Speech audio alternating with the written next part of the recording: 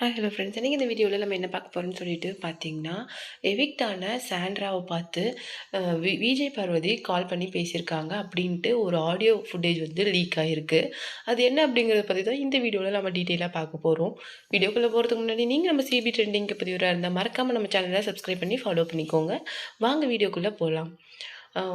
விஜய் பார்வதியும் கம்ருதீனும் சேர்ந்து ஒரு ஆங்கரோட பீக்கில் வந்து ஒரு கார் டாஸ்கில் வந்து சாண்ட்ராவை கிக் பண்ணி வெளியில் தள்ளினாங்க.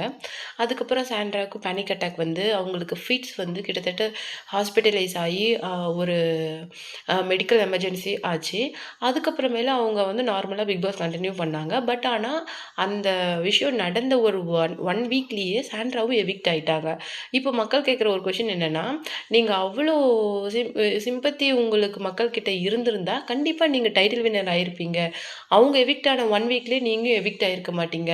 நீங்கள் ஓவர் டூ பண்ணதுனால என்ன ஆச்சு அப்படின்னு சொல்லிட்டு பார்த்தீங்கன்னா, அவங்க 2 பேரோட லைஃப் வந்து இன்னைக்கு பிளாக் மார்க் ஆகிடுச்சு. ஒரு ரெட் கார்டு வாங்கி 2 எலிமினேட் ஆன விமன் அப்படின்னு சொல்லிட்டு விஜய் பார்வதிக்கு ஒரு பேர் வந்துருச்சு. மொத்த இந்தியன் பிக் பாஸ் ஹிஸ்ட்ரியிலேயே எவிக்ட் ஆன, ரெட் கார்டு வாங்கி எவிக்ட் ஆன ஒரு விமன் அப்படின்னு சொல்லிட்டு விஜய் பார்வதிக்கு ஒரு பேர் வந்திருக்கு. இதெல்லாம் உங்களால தான் அப்படின்னு சொல்லிட்டு நிறைய பேர் சாண்ட்ராவை புரிஞ்சுக்க ஆரம்பிச்சிட்டாங்க மக்களே.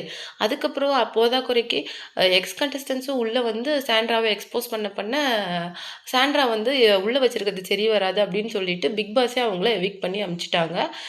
சாண்ட்ரா உள்ளே இருக்கிறதுக்கு நிறைய ஹெல்ப் வந்து விஜய் சேதுபதியே பண்ணியிருக்காரு. அது நிறைய இடத்துல வந்து ரிஃப்ளெக்ட் ஆகிருக்குது. எப்படின்னு சொல்லிட்டு பார்த்தீங்கன்னா, ரெட் கார்டு மேட்ரெல்லாம் விஜய் சேதுபதி யோசிக்கவே இல்லை. சாண்ட்ராக்கு இப்படி ஆனதை வந்து கொஞ்சம் பர்சனலாக எடுத்துக்கிட்டு இதை பண்ணனாரோ அப்படிங்கிற மாதிரி தான் இருந்தது. இப்போ விஜய் பார்வதி வந்து என்ன சொல்லியிருக்காங்க அப்படின்னு சொல்லிட்டு பார்த்தீங்கன்னா,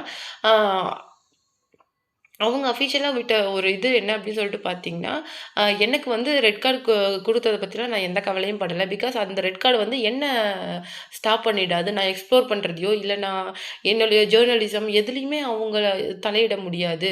நான் வந்து 100% என்னுடைய எஃபோர்ட்டை கொடுத்தேன். ஆனால் அது வந்து அங்கே ஒர்க் அவுட் ஆகலை. கிட்டத்தட்ட 320 ப்ரொமோஸ் வந்து பிக் பாஸ் இது வரைக்கும் ரிலீஸ் பண்ணியிருக்காங்க. அதில் 200 ப்ரொமோஸ் மேலே என்னுடைய ப்ரொமோ மட்டுமே வந்திருக்குது.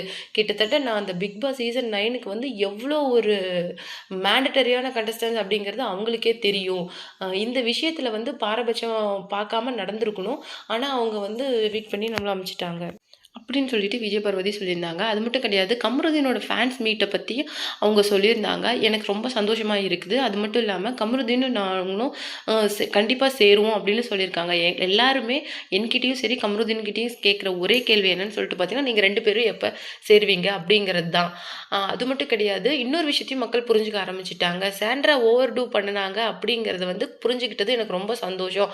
நான் அவங்கள கிக் பண்ணி வெளியில் தள்ளினது தப்பு தான். அது நான் எந்த விதத்துலையும் நியாயப்படுத்த விரும்பல. அதே மாதிரி என்ன சபரி வந்து ஒரு டாஸ்கில் காயப்படுத்தினப்போ இதே மாதிரி யாரும் எனக்கு சப்போர்ட் பண்ணலையே.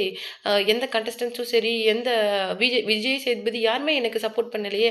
அது நீங்கள் கேமுன்னு சொன்னீங்கன்னா இதை மட்டும் கேமை நீங்கள் எடுத்துக்க மாட்டேங்கிறீங்க, பர்சனலாக எடுத்துக்கிறீங்க அப்படிங்கிறது மட்டும்தான் என்னுடைய கோவமே தவிர, நான் வந்து இதை வந்து ஒரு இதாக நினைக்கல. நான் இதை கேமாக தான் பண்ணேன். ஆஸ் யூஷுவல் என்னுடைய மனசாட்சிப்படி நான் நடந்துக்கிட்டேன். அது யார் எப்படி எடுத்துக்கிட்டாலும் அது எனக்கு தேவையில்லை அப்படிங்கிற மாதிரி ஆஸ் யூஷுவல் அவங்க போல்டாக ஒரு ரிப்ளை கொடுத்துருந்தாங்க. அதை பற்றி நீங்கள் நினைக்கிறீங்க அப்படிங்கிற உங்களோட கமெண்ட்டை மறக்காம கமெண்ட் பாக்ஸில் கொடுத்துருங்க.